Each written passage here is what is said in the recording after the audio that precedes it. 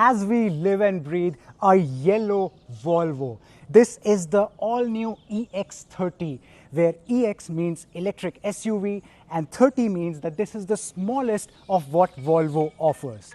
But this isn't the car that we are reviewing today. This is. That yellow color will not be available in India because Volvo feels it's not the color that its customers would buy. Anyway, the key facts and figures of this car are something that I'm going to introduce to you now, and I wanted to give a perspective with some of its competitors. But the fact is there is no competitor for the Volvo EX30 because this enters a brand new segment in the country. And because we feel that this car is going to be priced between 40 and 45 lakhs, I'm going to give a small perspective with the cars that fall in a slightly higher price range, like the BMW iX1 long wheelbase and the BYD Sealion 7. So let's begin.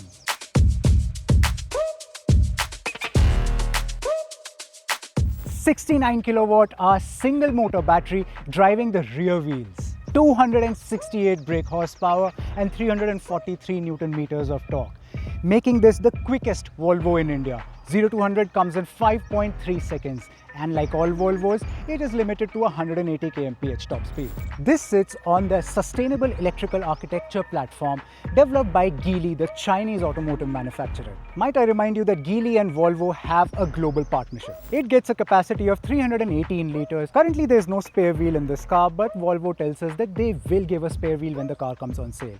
And if you want additional space, you can flat out the seats and it will give you 904 liters of total space. It exists, even though if it is just 7 liters, enough to hold its own charging cable. Now let me take a moment to bask in the design of this car and explain to you why it looks so good. It looks futuristic with pixelated DRLs and flat front, which still gives it a typical Volvo face. The rear is also adorned by these LED DRLs and the signature Volvo layout, but also has these added design elements to make it stand out at night. The profile is very reminiscent of a crossover, and the large looking 19-inch wheels give it a good stance. Notice how the overhangs are quite small. It should bode well for when we start driving. The car is overall 4.2 meters in length and 1.4 meters wide. The wheelbase is 2.6 meters. All in all, this is a very handsome looking car and it is sure to turn heads when it's on the road. Now to start the Volvo EX30, it's a two-step process. You first unlock using this key card, place this key card here with the Volvo logo facing up, and then put it into drive. Now you're ready to go. The car is quite well loaded with features like a 2-zone AC, air quality filter, electric seat adjustment, 360-degree camera, park assist, rain sensing wipers, puddle lights, direct TPMS and ADAS functions. The one feature we felt it misses out on is ventilated seats. Inside is where most of the action is in this car, and this layout of the interior is completely minimalistic, to the point that the only thing that you see in the dash here is this 12.3-inch infotainment screen. And frankly, these good looking AC vents. There is absolutely no button here at all. Maybe there are these two buttons here which are there to control the windows, but that's just about it. In fact, to the point that even to control the rear windows, you have to press this rear here and then control the windows. The point to note here is that there is absolutely no control here on the doors, not even speakers. There is no electrical wiring that goes through these doors. To control the mirror, you have to control it from the screen. To control the volume, you have to control it through the screen. To control any other function in this car, regen, wipers, etc., everything is controlled from the screen. Well, there is a small benefit of doing all of this.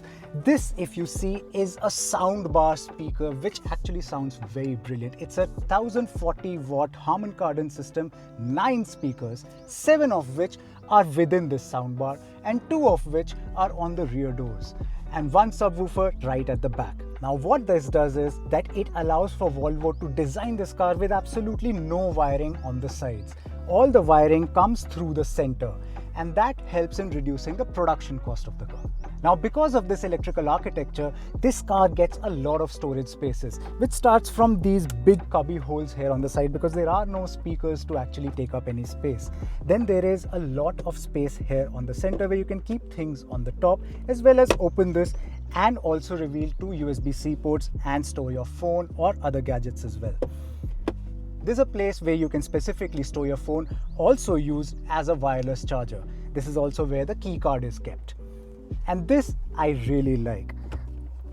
This opens up into a cup holder, which you can also remove and make it into just a cubby hole. Or you can just simply reduce this and keep only one cup holder here, or completely put this inside.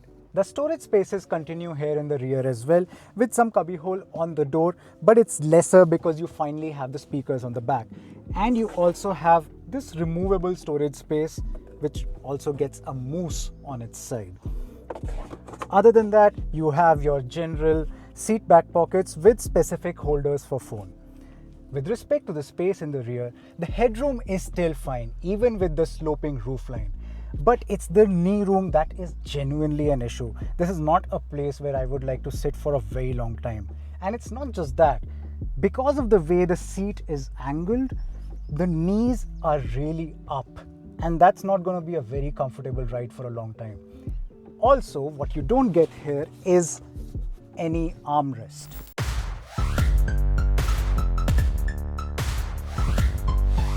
So I have now set off, but I haven't done the adjustment of these side view mirrors, which generally is an easy fix where we can just use a knob here to adjust them. But in this car, I have to first go into this car-like icon, then press the mirrors button, select first the left mirror, use the steering buttons to adjust it to what I want.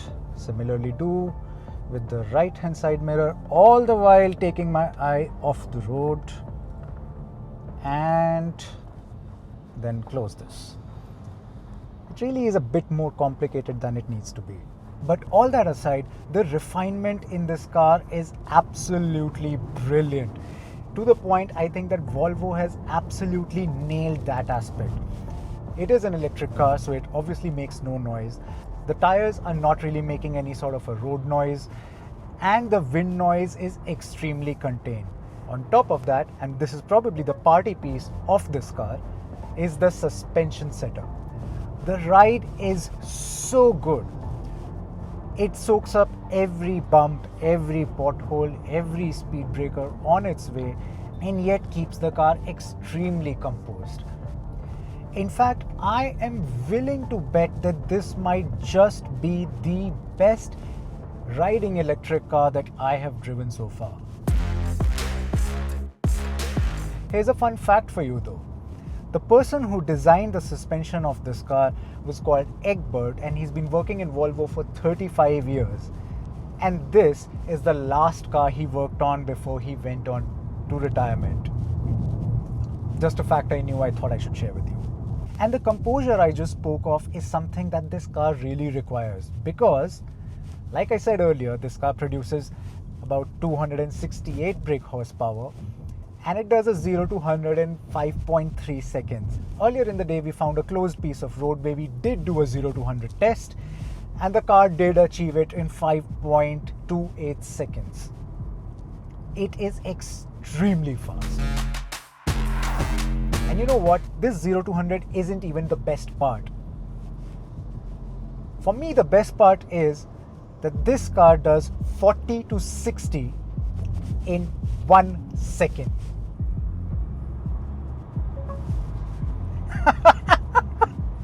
That power is insane.